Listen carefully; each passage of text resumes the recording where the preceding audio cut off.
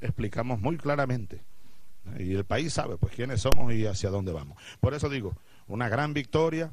Me alegro muchísimo que haya venido tantos periodistas a mirar, a vivir con nosotros estos días, esta experiencia, y ojalá que los medios de comunicación internacionales, más allá de lo que ocurre en Venezuela, pues sean objetivos, y ojalá que aquellos que tengan alguna duda por distintas razones se convenzan definitivamente y para siempre que aquí está en marcha un proceso democrático y que será cada día más democrático, más transparente. El pueblo votó, bueno, ¿por qué? Por la continuidad de un proyecto político, y aquí está, un proyecto económico, un proyecto social, un proyecto, bueno, de corte socialista. Y eso es muy importante porque nos va a permitir, en paz y en democracia, continuar consolidando los logros que hemos obtenido y venir a abrir, como estamos abriendo ya, un nuevo ciclo 2013-2019. Bueno, yo hasta aquí prefiero dejar esta introducción, dándole la bienvenida, y estoy listo y a la orden para responder sus preguntas. Previo sorteo, la primera pregunta la realiza la colega Lucía Newman de Al Jazeera.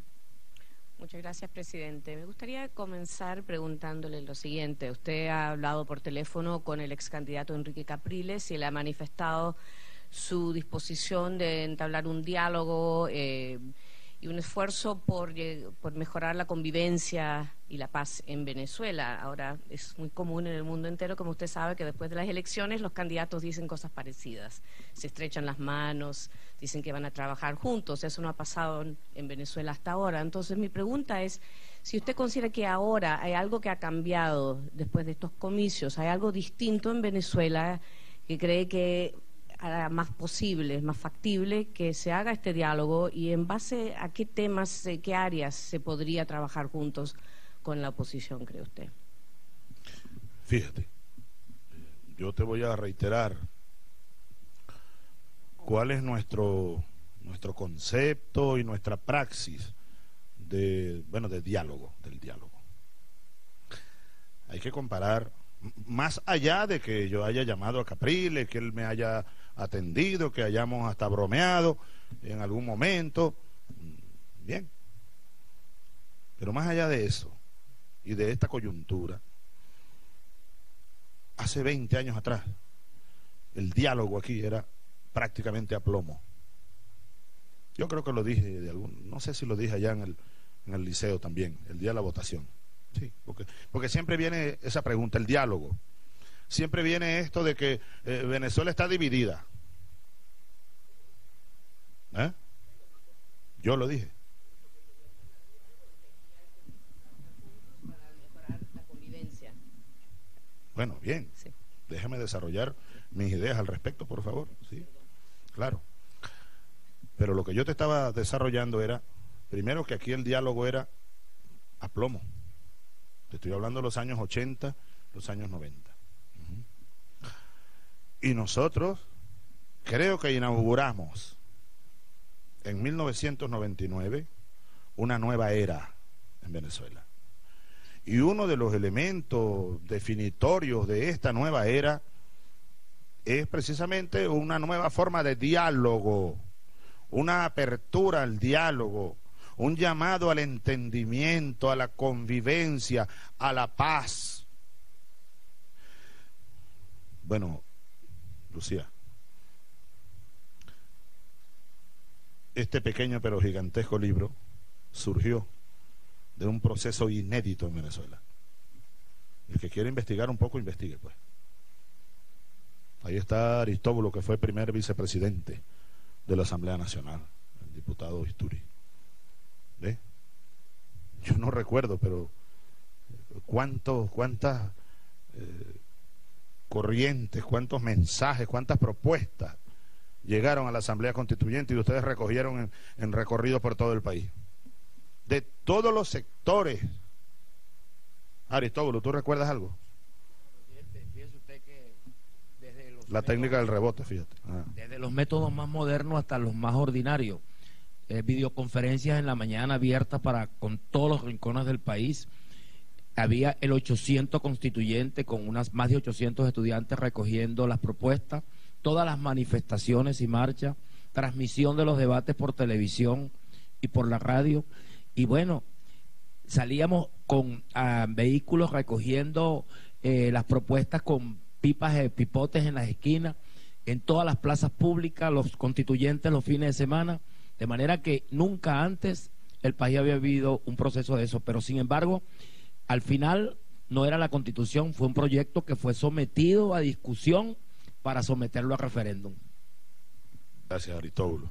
Se sometió a referéndum y fue aprobado por la gran mayoría. No hay precedentes en toda la historia de Venezuela, y yo no sé si en Europa, no sé, o en este continente o en el mundo, de un proceso como este, fundamentado en la más grande participación, debates, diálogos. Yo recuerdo que, bueno, los sectores católicos, los ateos, los evangélicos, los protestantes, la diversidad sexual, los afrodescendientes con sus tambores, los indios desde la selva salieron con sus guayucos y sus arcos y sus flechas y estuvieron ahí en la Asamblea Nacional. En fin, yo incluso como comandante en jefe de la Fuerza Armada solicité, recuerdo, a la Asamblea Constituyente que abrieran unas mesas cerradas para cuidar el tema militar, pero que oyeran a los militares, que yo sabía que tenían que decir cosas. Y solo después de ese infinito proceso de diálogo, de debate, entonces se redactó la Constitución y se sometió, como ya dijimos, a referéndum. Desde entonces ese es nuestro espíritu en este mismo salón, regresando casi de la muerte. Aquí llegué una madrugada, llegamos, y lo primero que hice, incluso allá abajo en el sótano había unos detenidos, unos ministros que Carmona no tuvo tiempo ni de juramentar sus ministros y se quedaron encerrados aquí. Algunos escaparon, otros se quedaron encerrados. Unas damas bien vestidas con tacones estaban ahí. Y no, los mandé a liberar de inmediato, a liberarlos. Y aquí mismo convoqué una rueda de prensa o una cadena nacional y llamé al diálogo, y no solo llamé al diálogo, nombré a José Vicente Rangel vicepresidente y al mismo tiempo encargado o coordinador de la mesa del diálogo, que aquí mismo se instaló, bueno, en varias partes de Caracas y del país. Yo asistí a muchas de las sesiones, oyendo de todo, hasta irrespetos, sentado, porque entonces la oposición leyó aquello, interpretó aquel llamado a diálogo desde mi corazón, con autenticidad, como un signo de debilidad. Entonces vino vino la Plaza Altamira, el golpe petrolero, eso hace exactamente 10 años por estos días. Vino aquí incluso la OEA, vino el secretario de la OEA, Gaviria, vino el Centro Carter y se instalaron aquí. Mira, una vez llegó aquí Carter, él iba y venía, iba y venía. Entonces él propuso una reunión donde estuviéramos, bueno, dirigentes opositores y yo. Entonces me dijo, mire, pero usted comprenderá que ellos no quieren venir aquí a Miraflores. Le digo, no importa, presidente, yo entiendo. Propóngales a ver si aceptan la conferencia episcopal. Algunos dijeron que sí y al final dijeron que no. Vino Carter, no se pudo. Yo se lo voy a decir, me dijo porque estoy obligado, pero yo fui presidente de un país y yo le respeto a usted como presidente. Esta propuesta me parece a mí que no es la más correcta. Me dijo él algo así. Y le digo, bueno, pero diga, ¿cuál es? ¿Dónde proponen ellos la reunión? En el hotel donde yo estoy. Pero a mí, bueno, no. Es difícil que usted acepte eso, ¿verdad? Me dijo, no, yo voy. Un hotel en el este. Yo voy, presidente. Espéreme allá. Al día siguiente o 2 días fui yo. Ellos no fueron. Dejaron a Carter ahí sentado y yo me senté, nos tomamos un café, hablamos un rato esperándolo. Mandaron a unos delegados, una señora, un señor.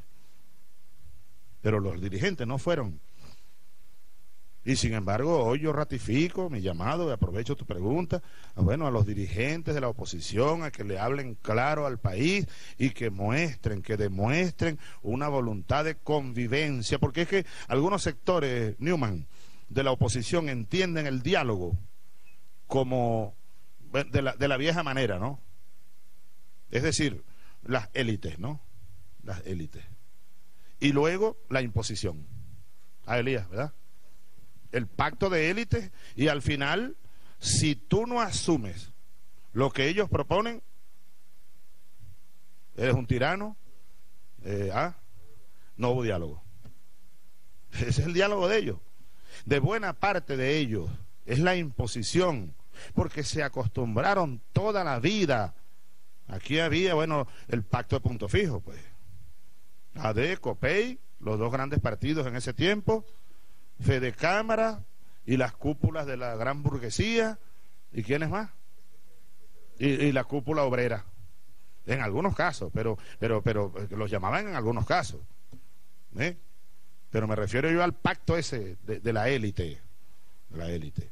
Y entonces le imponían que las posiciones burguesas al pueblo a través de presidentes que terminaban siendo unos peleles, como decía Augusto César Sandino. Los peleles terminaban siendo unas marionetas de la gran burguesía. Era el Estado burgués, pues, para decirlo en la clásica teoría política. El Estado burgués, subordinado a la burguesía.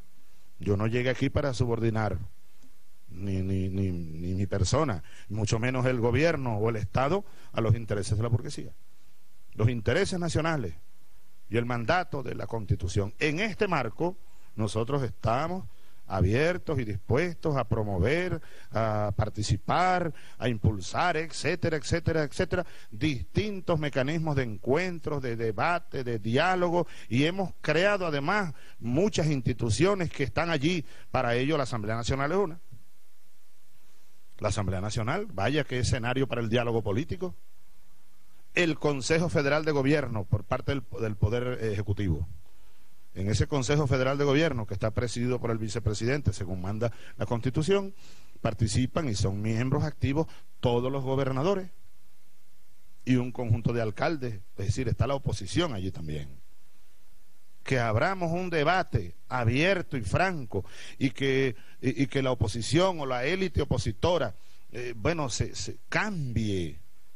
Nosotros también tenemos que cambiar cosas, seguramente. Pero ¿sabes una de las cosas que tiene la oposición? La visión catastrófica del país. Ellos niegan, pero casi todo lo que el gobierno hace o lo que el pueblo logra. Es una visión catastrófica. Y yo les digo lo siguiente. Creo no equivocarme. Estoy seguro de lo que te voy a decir. Venezuela nació como república en 1811, 201 años. Y ha habido, bueno, imagínate tú, pues como en el mundo entero, pues, cuántas Venezuelas, digamos, cuántas etapas de Venezuela, cuántas repúblicas ha habido, en todo el siglo XIX, en todo el siglo XX y lo que va del XXI. Esta de hoy, yo estoy absolutamente seguro que es la mejor Venezuela que ha existido en 200 años de historia.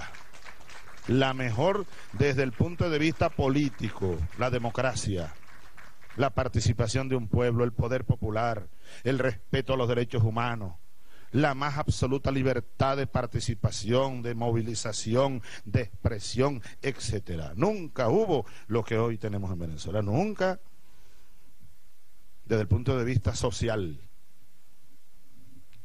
los derechos sociales, la alimentación. Aquí hubo periodos de desnutrición y de hambre gigantescos, Lucía. Hace poco, no estoy hablando de la Venezuela rural, aquella del siglo XIX solamente, no, hasta hace poco, en pleno siglo XX, incluso terminando el siglo XX, después de 100 años de exportación petrolera, habiendo sido Venezuela el primer exportador mundial de crudo durante 60 años. ¿Mm? Desde el punto de vista social, la alimentación. Según el último censo, 98% de los venezolanos se alimentan o comen al menos 3 veces al día, al menos, 98%. Aquí había millones que no comían. Aquí hubo una época de la perrarina, donde el pueblo pobre comía perrarina, donde los alimentos de perros, pues. Sí, pero tú no sabes eso. ¿Te das cuenta cómo a ustedes les hace falta saber muchas cosas sobre Venezuela para opinar muchas veces? ¿Ve? Te podemos hacer llegar estudios de la época. ¿Y cuál crees tú que fue la causa del Caracazo, Lucía? El hambre, Lucía. El hambre. Yo lo viví. Si yo era capitán y tenía un sueldito más o menos, y mi esposa y 3 hijos, y una casita y un carrito, ya el 20 de cada mes uno andaba pidiendo prestado, dinero prestado, 100 bolívares, para llevar algo de comer a la casa. Y era capitán, con un sueldito más o menos. Imagínate los trabajadores, salarios deprimidos, congelados, desempleo, miseria. No había médicos para el pueblo. No había médicos, no había medicina. Fueron los años del florecimiento de la brujería. Esto parecen como chistes, pero la brujería, brujos empezaron a salir, hasta en Sabaneta salió un brujo, un amigo mío se metió a brujo y ganaba plata, compadre. Claro, pues mucha gente no tenía para ir a un hospital, mucho menos una clínica, y un muchachito enfermo, oye, vamos para acá el brujo.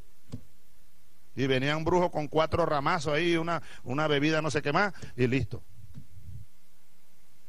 Eran los días aquellos de los prestamistas que te prestaban 100 bolos y tú terminabas pagando nada. Bueno, no podías ni pagar. ¿Ah? La pirámide. En fin, la miseria más grande. Hoy no. Hoy 100% de los venezolanos tienen acceso a la salud gratuita. Yo he leído también en estos días por ahí, y eso siempre ocurre también aquí, sobre todo en Venezuela. Bien sea que nosotros ganemos por 10, 11 puntos, o que ganemos por 20 puntos, o que ganemos por 15, no importa. Siempre viene, el país está dividido. Ah, bueno, también está dividido Estados Unidos. También Francia. Todos los países están divididos, pues. España también. Italia. Dígame esos países que donde tienen regímenes parlamentarios, donde a veces por un diputado eligen al primer ministro. Hace poco tumbaron, yo no sé qué pasó por fin aquí en Curazao, Nicolás, pero al fin sacaron al primer ministro. Un golpe de estado, pues aquí en nuestras narices. ¿Ustedes no supieron eso? En Curazao, un hombre joven se acercó a nosotros, hablamos varias veces, incluso algún presidente, pocos días antes de ese golpe, alguien con quien hablé me dijo, mira, por aquí vino el primer ministro de Curazao que quiere hablar contigo y tú no lo has atendido. Te dije, esa noche te llamé, Nicolás, llámalo, atiéndelo, yo estoy en la campaña, pero después de las elecciones dile que venga, que Curazao es un país hermano, pues, es un país. Por un voto, parece que un diputado brincó la talanquera y ¡pum! Así fue, ¿no? Perdió la mayoría que tenía, era por un voto. Entonces esos países están todos divididos.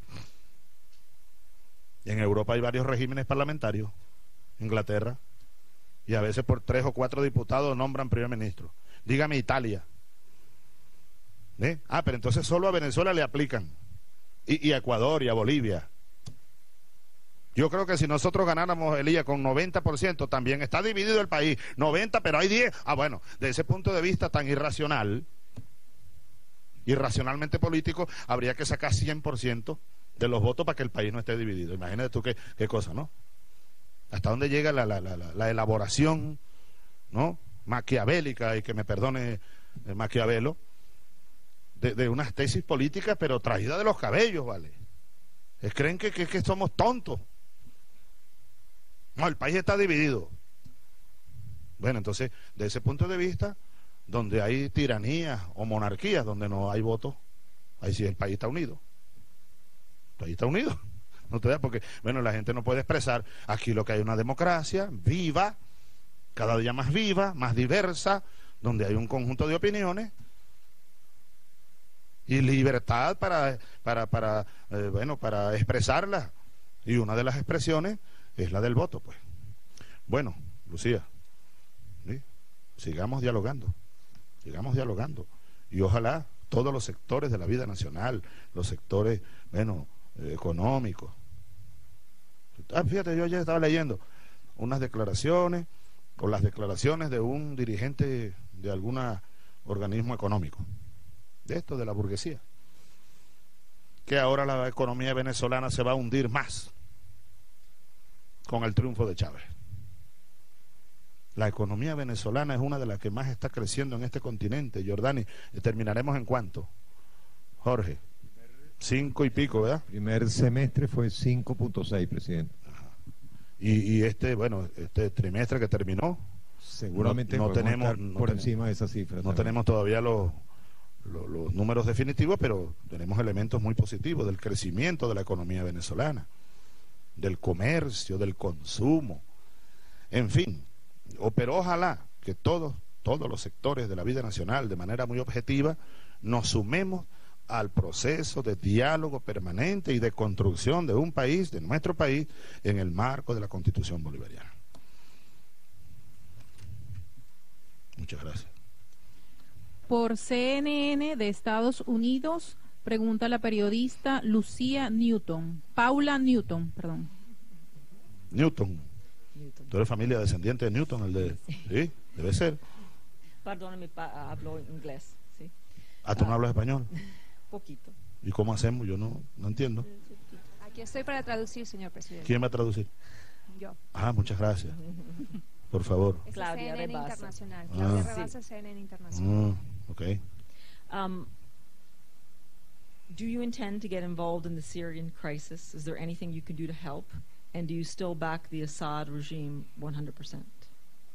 ¿Piensa que participaría en la crisis de Siria y todavía apoya al régimen del presidente Assad en un 100%?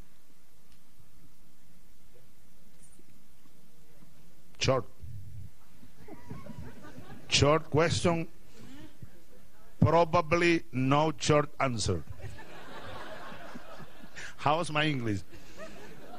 Tú sabes que en una ocasión estaba yo hablando con Sean Penn. Oye, ya se iría Danny Glover, por ahí andaba Danny Glover, ¿no? ¿Tú entiendes? Pero tú me entiendes. Ah, ok.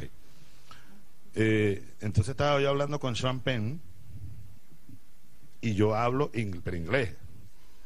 Pero entonces yo veo que él está mirando a la traductora. Es decir, la traductora tenía que traducir mi inglés al inglés. Pero fíjate que he mejorado un poco, porque tú me entendiste, ¿verdad? Short question, short answer. Voy a tratar de ser short. Mira, Siria. Ay, Dios mío. Yo no sé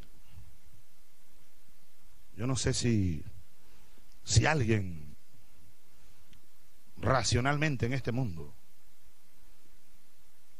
puede estar de acuerdo, dije racionalmente, con lo que ocurrió en Libia, por ejemplo.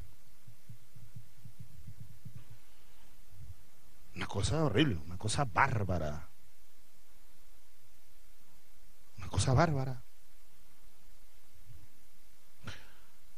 Yo recuerdo mi última pasada por Trípoli. Fui buen amigo, se sabe, de Muammar al-Gaddafi. Y fue asesinado. Asesinado. Además, casi que por televisión, pues. Lo torturaron. Y luego vino la secretaria de Estado, Bini Vidi Hidayat.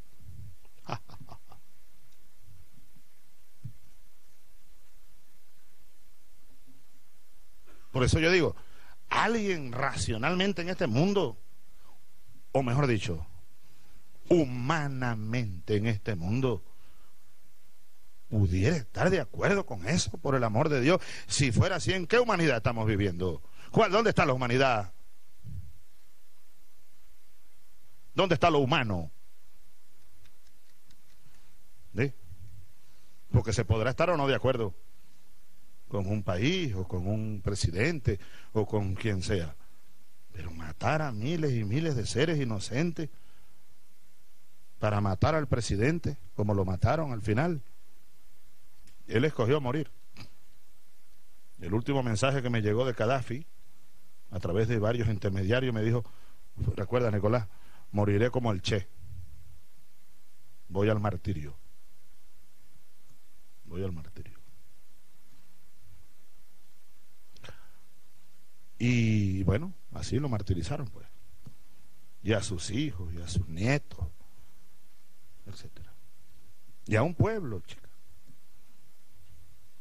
Yo digo esto porque ahora pregunto: ¿será que hay alguien humanamente humano, permítanme esa expresión, que esté de acuerdo con la agresión a Siria ahora? Tú me preguntas que si nosotros vamos a intervenir en la crisis de Siria. No lo sé. Ojalá pudiéramos hacer algo. Pero ¿qué puede hacer un país como Venezuela? Qué bueno, ayer le decía yo a Vladimir Vladimirovich, qué buena la posición de Rusia en el caso de Siria. Y la posición de China, que no fue igual en el caso de Libia, lamentablemente. ¿Ve? Ahora, estas son crisis, para usar la palabra que tú usabas. Newton, Lucía no, Paola, Newton.